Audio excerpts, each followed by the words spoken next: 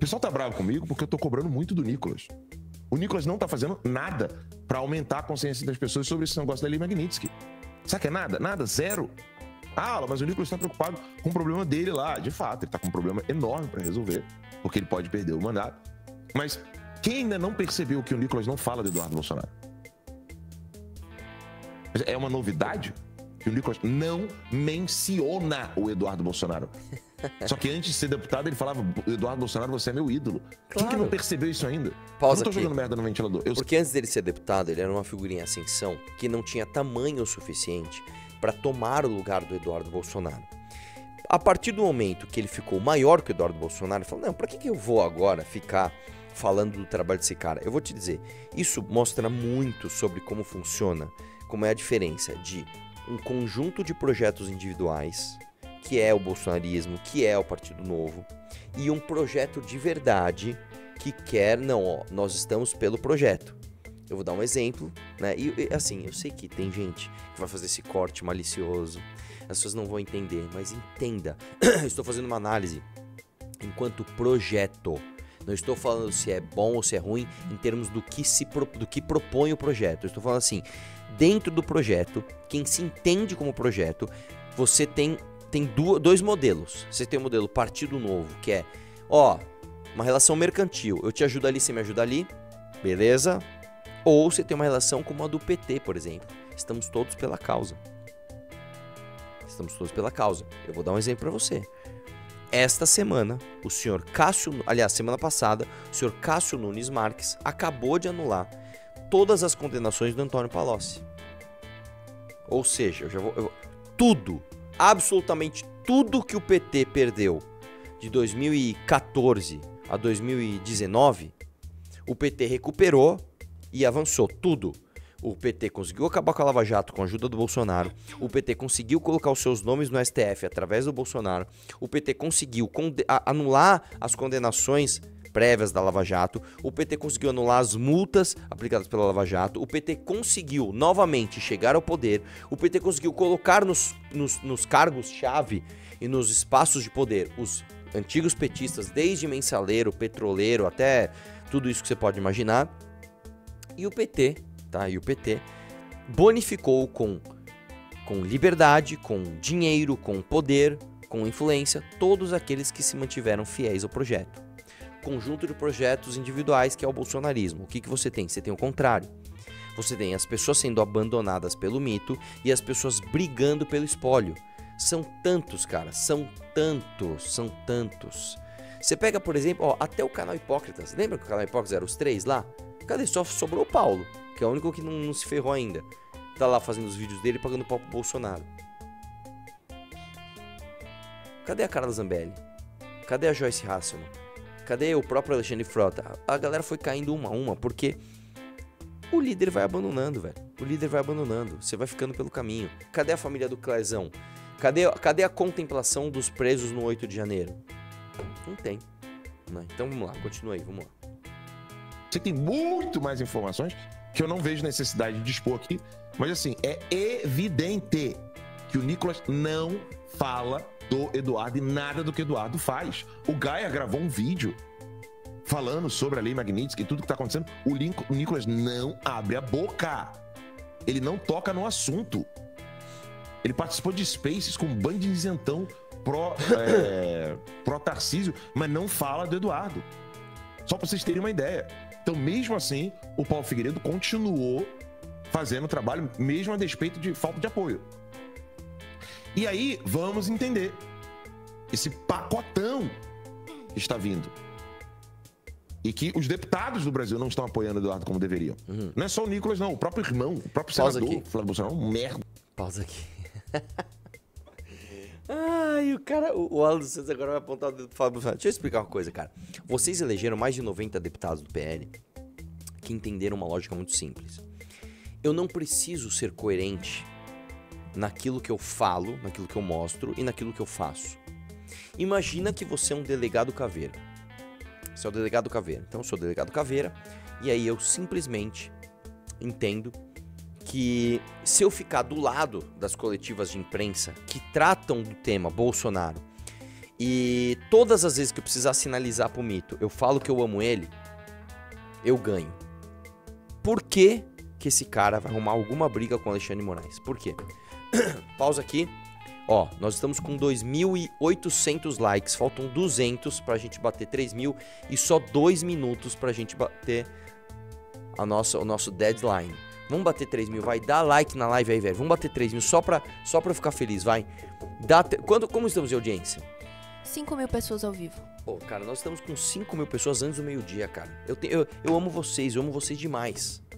Só que faz o favor, dá like na live, tem 5.000 pessoas aí, velho. Vamos bater 3.000 likes, dá like aí, velho.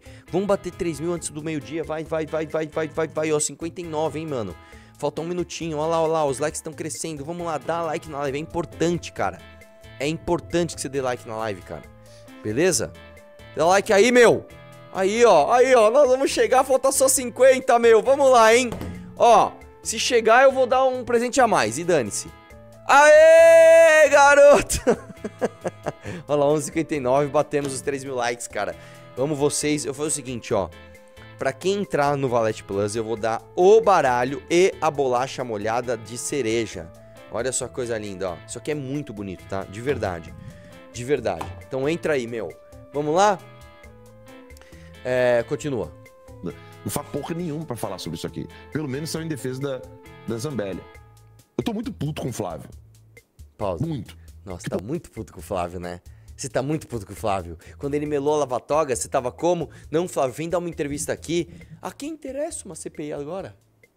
A quem interessa uma CPI agora, pessoal? Outra coisa importante de dizer, o Flávio Bolsonaro não vai arrumar nunca, velho, uma briga institucional. O Flávio Bolsonaro é aqui, ó. É aqui. Ainda que o pai dele vai ser preso, mas ele tá aqui, ó. Quer sair de governador, tá? É lógico. O cara não... Assim, a última coisa que o Flávio Bolsonaro quer é uma briga institucional com o poder estabelecido. Você acha... De novo, imagine... E outra coisa. Vamos pensar uma coisa que foi uma conta que o MBL fez em 2022. Quando a gente tomou aquela lavada em 2022, o que aconteceu? A gente estava com o discurso. Nem Lula, nem Bolsonaro, nem fundo eleitoral, nem partido nenhum. O que aconteceu? O povo brasileiro decidiu votar no Lula e colocar uma bancada gigantesca de petistas e bolsonaristas. O bolsopetismo venceu a eleição de 2022. Nós entendemos o seguinte: nós nunca vamos bater de frente com essa galera no campo aberto, porque a horda de imbecis é muito grande. Eu tenho um outro livro que a gente costuma dar de presente aqui, que chama Sun Tzu.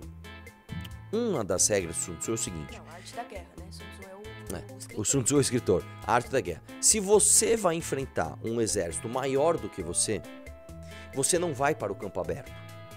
Se eu tenho 10 mil homens, eu vou enfrentar um exército de 50 mil homens, são 5 para 1.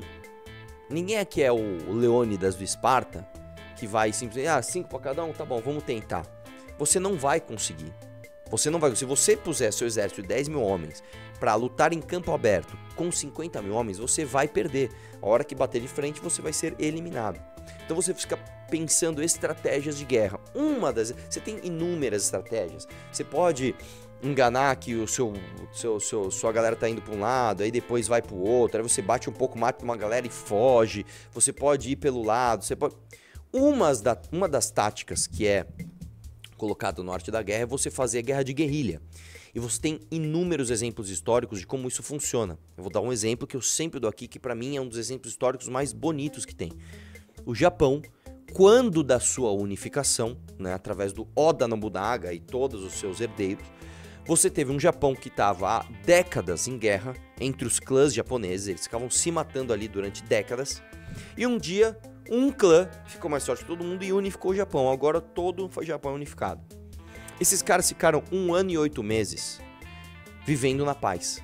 Então você tem homens que viveram gerações e gerações de guerreiros falando, não tem ninguém pra guerrear. Que saco, eu não aguento mais isso. Eu não aguento mais isso. Vamos invadir a China? Então, se você olha no mapa, você vê que a China é gigante.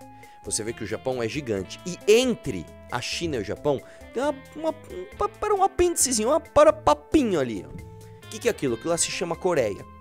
O japonês chegou lá na Coreia e falou, Coreia, é o seguinte, eu vou invadir a China. Eu vou passar por aqui.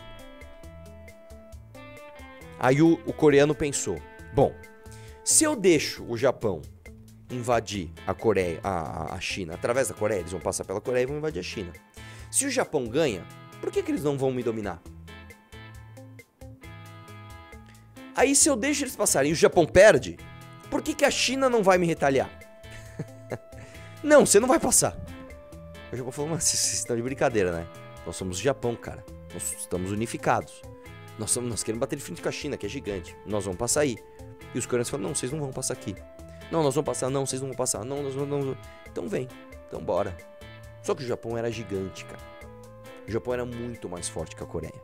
O que a Coreia fez? A Coreia fez guerra de guerrilha. A Coreia fazia o seguinte, irmão, vamos fingir que a gente tem muito menos soldado do que parece. Fazer umas batalhas bem merda ali, bem pouco, os soldados fogem.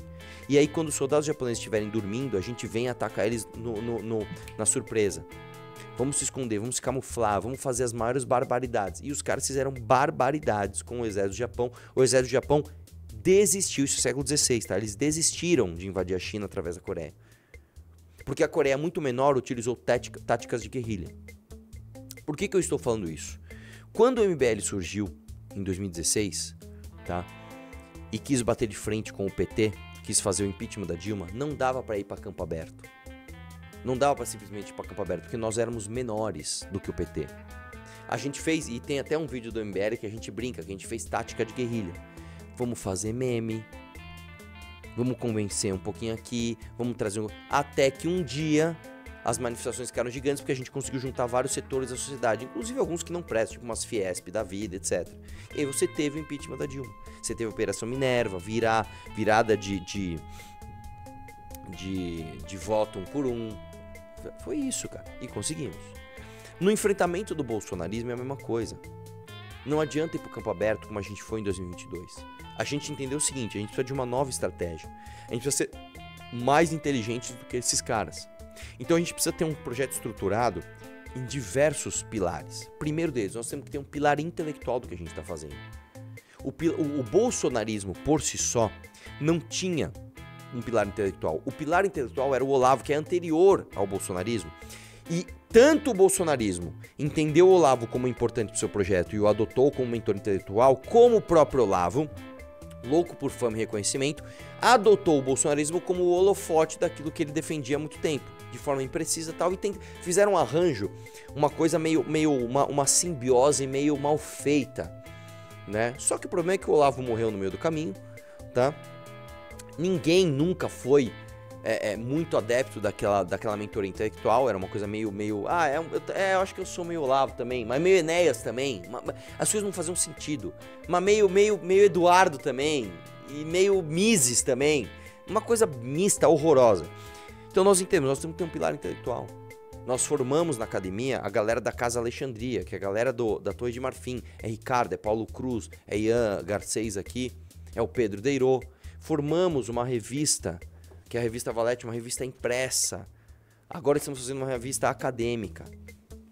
Tá, vamos atuar na militância, vamos atuar na parte midiática também. Só que a gente precisa de algo além. Nós precisamos criar um partido, porque com o partido você escala na corrida, né, na disputa de poder. Você tem uma casa sua, você tem um carro seu, você forma a tua equipe de Fórmula 1. Você não é mais o piloto que vai ter que ser contratado por alguém, não, você tem a sua. Ela é menor, ela é mais pobrinha, mas ela é sua e você vai investir nela. E a gente investiu todo o dinheiro, força e energia para montar o partido. Então isso nos colocou em outra escala. Esses caras, eles estão sem mentoria intelectual, sem base intelectual, e eles estão sem a base institucional partidária. Então eles dependem de um cara chamado Valdemar da Costa Neto, que nunca... E por que eu contei tudo isso? Porque o Valdemar da Costa Neto nunca, escutem isso, eu aposto com o Paulo Figueiredo, eu aposto com todo mundo, eu aposto tudo. O Valdemar da Costa Neto nunca vai bater de frente com o Xandão. Porque o Valdemar da Costa Neto não é conservador, ele não é revolucionário, não é direita, ele não é esquerda, ele não é nada. O Valdemar da Costa Neto é valdemarzista. Ele é dinheirista, ele olha e fala assim, como é que eu faço pra ter mais dinheiro? Fala, como é que eu faço? É o Bolsonaro que tá bombando? Então tô com o Bolsonaro, com a família e pela saúde pública. Quem é o menino de ouro? É o Nicolas, pô, moleque jovem, tá bombando. Vem cá, Nicolas. Vamos fazer nosso arranjo aqui. A gente usa essa marca sem brigar com o Xandão. Porque brigar com o Xandão dá prejuízo, aí custa, aí é diferente.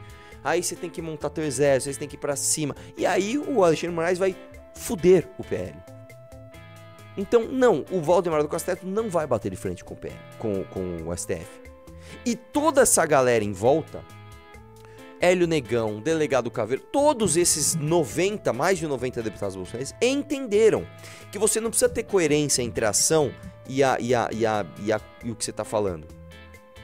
Reza um hino pra um pneu, fala que você é conservador, mete uma roupa de exército, faz arminha, que é o suficiente. E essa galera fez, então não adianta agora o Alan dos Santos, que viu o castelo dele, que era um castelo de areia, começar a desmoronar, né? E o primeiro teco, a primeira ventania que passou, que arrancou pilares do castelo dele, foi chamado Pablo Marçal. Quando chegou o Pablo Marçal, ele falou, caralho, meu castelo é de areia, mano. O Pablo Marçal chegou em 6 meses, arrancou metade da galera aqui. O Bolsonaro não pode nem bater de frente com ele, velho. Olha que coisa horrorosa. Agora você vai querer cobrar o Nicolas? Irmão, já foi.